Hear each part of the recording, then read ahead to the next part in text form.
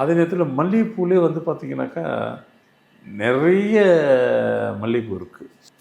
மல்லிகைப்பூவில் அடுக்கு மல்லி கூட இருக்குது, 3 அடுக்கு 5 அடுக்குலாம் இருக்குது. இவ்வளோ பெரிய மல்லிகைப்பூ இருக்குது.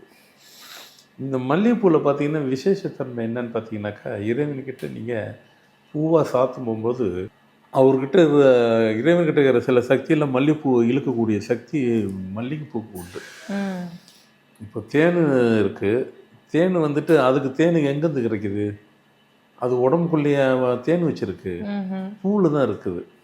இந்த பூக்கள்லேருந்து அந்த மகர சேர்க்கை இருக்கு இல்லைங்களா, அதுக்குள்ளே உட்காரோம். அதில் அதிகமாக அது வந்துட்டு மல்லிகைப்பூவில் இருக்கும். நீ மல்லிகைப்பூ இறைவனுக்கு படைக்க போகும்போது அங்கே இருக்கிற ஒரு சின்ன சக்தி மல்லிகைப்பூவில் கனெக்ட் ஆகிடும், இறங்கிடும். ரோஸில் கூட போதோ இல்லையோ மல்லிகைப்பூவில் இறங்கிடும்.